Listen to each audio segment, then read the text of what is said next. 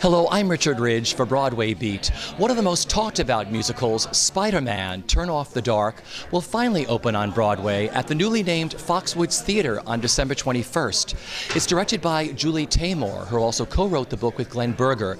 It features a score by U2's Bono and The Edge.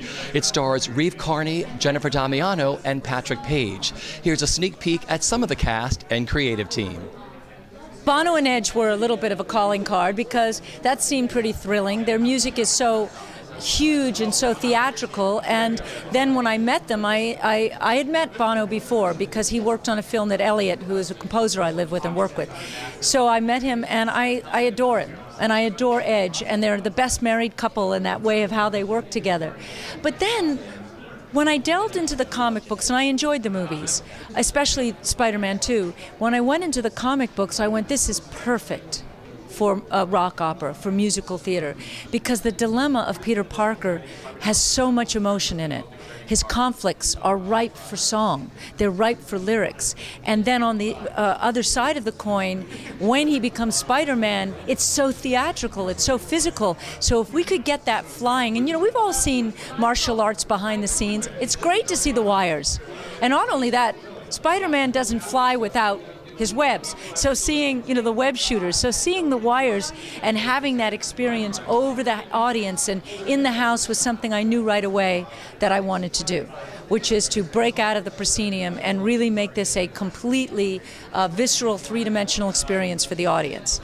Now, our story is the origin story, but we've done with a twist. And we haven't gone into that. I'm being a little coy, I suppose, because we want to kind of hold back a little bit. We don't want everybody to talk about the story. They should see it on stage and hear it. But we do have a part of the story where he is in love with Mary Jane. It's a love story, and then he's got the goblin to fight and all of the villains. We have 7 supervillains, and so in that the movies don't do that. We try to compress all of the comics into what would be the abstraction, the essence of Spider-Man. If you only had 2.5 hours, how would you tell the whole arc of the story? And that was tricky, and that took a while to really fine-tune and get. I have Don Holder, who's done all my, and George Seepin, who's done all my operas. Danny Ezralo, the choreographer, has done 4 or 5, including Across the Universe. So I have a lot of people who I've worked with a lot. Then there are all these new wonderful people who do the flying, Scott and Jacques, and from Cirque du Soleil, and the flying from one stunt guy from the movie who I wanted to teach because he knows the lingo of how Spider-Man flies. And then we have this Jennifer Damiano and Patrick Page, and a number of the dancers have been in many of our works before, and actors. I like to, if I can, if there's a role for them. TV Carpio, as I said, is in this. It's wonderful to work with the same people and create a team like that. So there's a lot of people on Spider-Man, but there's a lot of core people who are my family. I brought Reeve in to sing for Bono and Edge, and that did it. As far as singing, he's a rocker.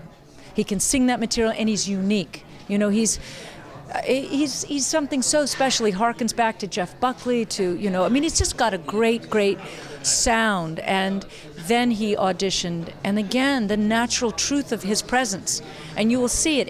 He makes you weep in rehearsals. So I knew he was, and then I looked at the original comic books. He looks exactly like the original Peter Parker, much more than Toby or other guys are, because he's got that lanky, skinny, offbeat, indie kind of guy. Julie and I had become friends before because I was in a film of hers called The Tempest, which is coming out soon, and so we had a good working relationship already, and it was just great that she thought of me for this show. I'm honored, and it's amazing to be doing the work. It's definitely intense work in a great way. I mean, you want to give your everything. I want to give my everything to everything I do. So the musical is largely based around the classic comic book story because obviously you don't want to stray too far from that for the fans' sake, for the sake of the fans. So villains that you would have seen before, obviously Goblin, and similar struggles. But it's an amazing story. What Glenn Berger and Julie Taymor have done with the story, with the book, I guess you call it, or script. So it definitely is unique and new and fresh, but it definitely draws from all the classic early comic book stuff.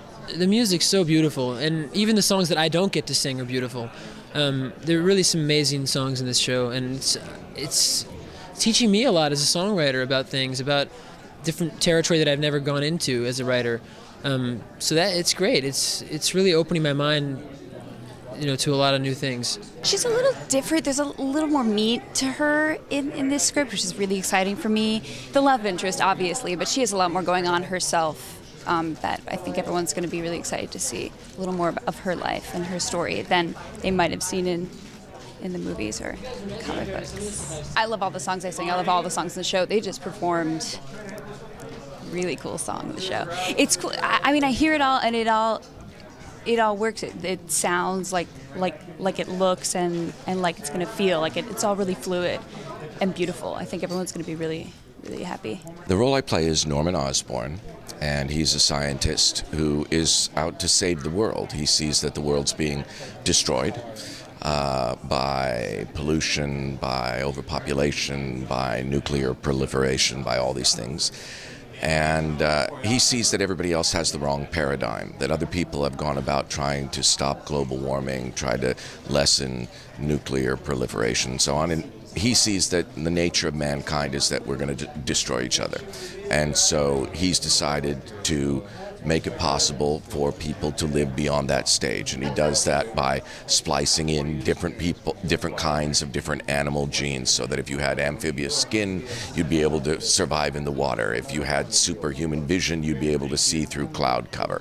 And so he's getting ready to do that. And of course, as you might imagine, things go terribly wrong. When things go horribly wrong, he becomes a monster called the Green Goblin.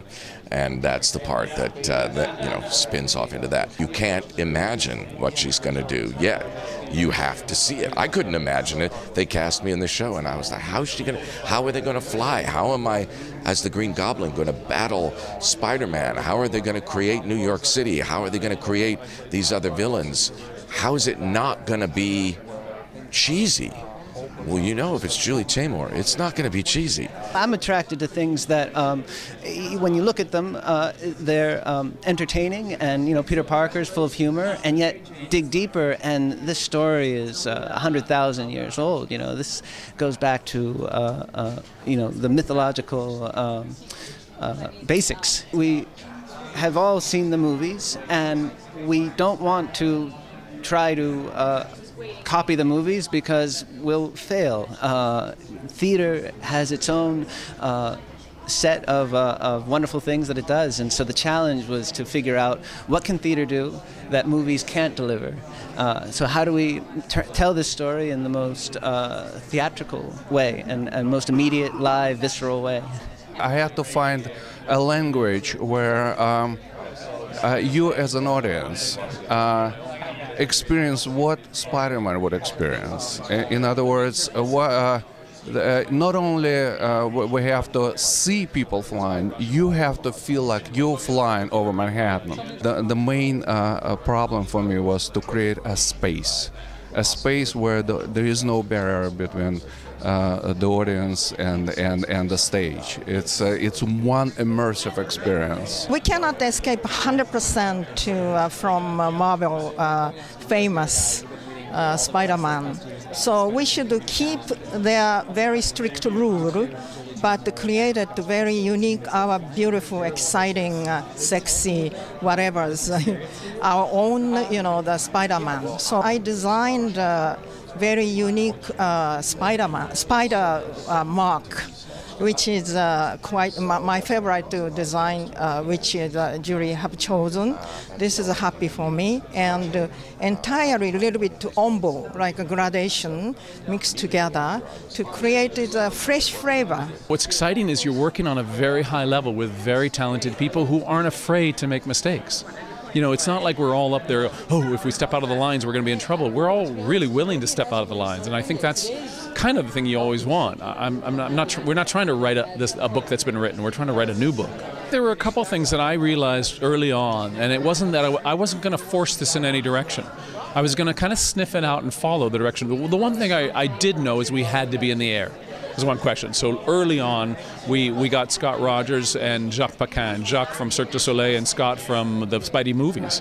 And we put together a team of the three of us that were really going to design what happens in the air, how it moves, and how we take it beyond really what Broadway's ever seen before. It's not just a single line. It's people flying three-dimensionally throughout the house. It certainly is aggressive. It's physical. It's a very my work is a very athletic sense. The background I come from is very athletic and very physical. So it is that. But I'm not afraid to stand still. So it's a kind of a. I don't think there was a style. If anything, I said to us, I tried to almost say as if there was no choreo. I said it when I worked with Julie on Across the Universe. I many times said, I don't want you to think there is a choreographer on this film, that everything stops and all of a sudden people start dancing. It's just the natural sense of people walking by and someone jumps because they're elated. So that was a strong sense. I think you will see the choreography because it's Broadway and there's musical numbers and there's things that happen. But if you don't distract and fragment into, oh, that was the choreographer and that was the director, that would be the best place, that you just watch the spectacle unfold in front of your face.